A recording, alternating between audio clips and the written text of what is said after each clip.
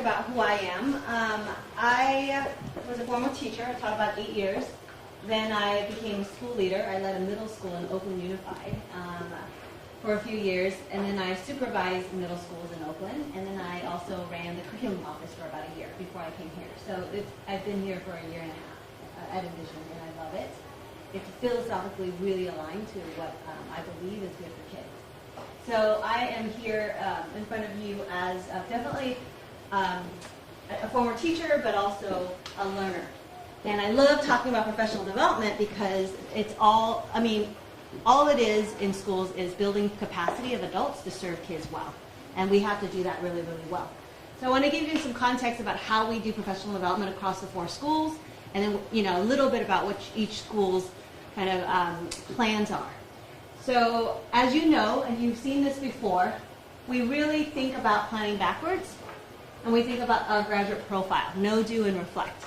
The know piece, as you know, is the content and curriculum piece that we are all charged to teach. And what makes us different is the do and the reflect piece. So we think about this do piece really seriously. Like, how do we lead professional development that gets teachers to build their capacity around this so that students can actually perform these really rigorous tasks. Last year we engaged teachers, and I did, I think I did 12 town halls.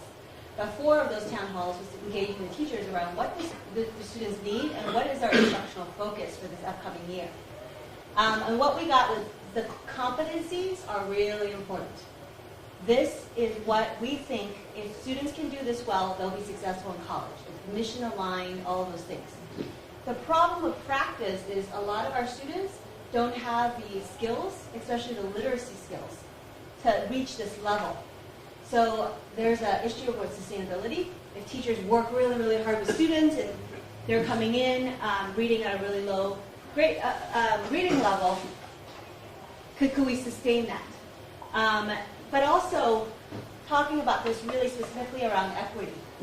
Like really thinking about every student has to show competency, and it's our responsibility. So it's not just about sustainability, but it's really, really important. So we found out some information, more and more now lately, specifically that our students are coming in a middle school reading level. We have 4 sites. We have 1 in Oakland, 1 in Hayward, and 2 in San Francisco. The one in Oakland specifically, there's a huge bunch of students that are reading at a 4th and 5th grade level. I think like 43% of our students. So how are we getting them here when we're talking about college readiness in 12th grade competencies? So that's a huge piece, and our theory of action is to develop really strong literacy instruction. So we ended the year saying we are going to focus on literacy, and we're going to focus on day-to-day workshop to get the literacy skills that are the students are going to need to be able to do that. And the reason we focus on the day-to-day implementation of lessons is because we have a really sophisticated model around the assessment, right? The final product. So it's looking backwards and saying, what do we need to do day-to-day to get there? So it is about planning, but it's also about how are you going to execute in the classroom. So that's what we decided to focus on was the core competencies. So you'll see like this. This is one of the visuals that I use with the teachers. If our focus is on the core competencies, we have to really surround them with literacy across the curriculum. So that is the work. Subject matter workshop is the lesson design that we chose to improve literacy to get them to the core competencies. And of course, we know culture is so important, right? That's the foundation of having them there. There are teachers, of course, that are doing rigorous projects. There are teachers that are doing inquiry-based instruction. It's not this instead of, but it's a focus. Like you can do many things, but as a network of schools, this is what we're focusing on. This is what we're all going to be good at. And what we found out from the teachers is that folks who are doing rigorous projects are saying, this is really great. Because what I used to do was I did these rigorous long-term projects, and then I have work time for the students. And they would work. And now I'm really being really targeted with these really daily instructions in the project that leads to skill building. So they're not just working, they're working intentionally, they're building their literacy skills, and I'm going to get stronger products. the new teachers are like, great, there's something to focus on, right? And we're saying, we'll get to these if you're new, but let's get the day-to-day really, really solid. And so we decided for the next 2 years, starting this year, these are our 3 instructional strategies. Our coaching, we were able to get additional coaching, is focus on the workshop model, and it's skills-based, outcome-driven instruction. So we had a coaches meeting this morning, and all the coaches was like, we're going to ask these 2 questions when we coach. What's the specific skill you're teaching, and how are you assessing it? Just so that folks are really conscientious about our kids learning. So coaching is a strategy. Data-driven instruction is a strategy where we have whole school data teams that look at school-wide data, and then formative assessments, collecting data about student learning every day in the classroom. So focusing big picture and on the ground day to day.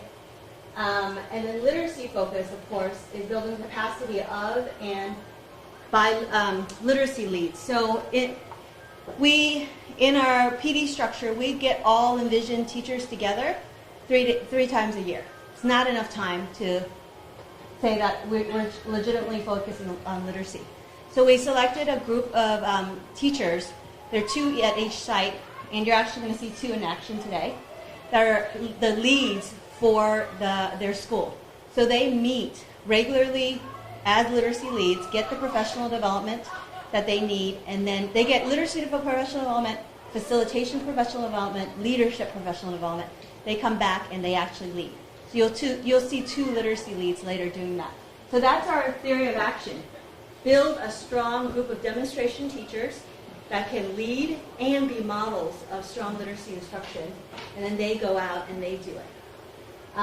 So in terms of our structures for professional development, again, we get them all together 3 times a year, and then we pull leads together. So we have literacy leads, we pull math teachers together sometimes, and we'll pull science teachers together. So we'll pull folks together, they do some learning, and they go back. So kind of building capacity of leaders to lead. And then the bulk of the professional development is by the school site. So they have PD once a week for 3 hours. The principals plan it, but Jesse and the other principals meet with me and some of our support office folks twice a month.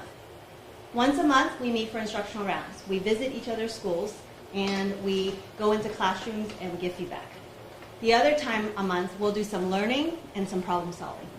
So the leaders are learning, the literacy leads are learning, the teachers are learning. So we're just building a really, hopefully high capacity learning community where we're trying to get all students to realize that vision towards our model of really rigorous portfolio tasks and presentation and college readiness.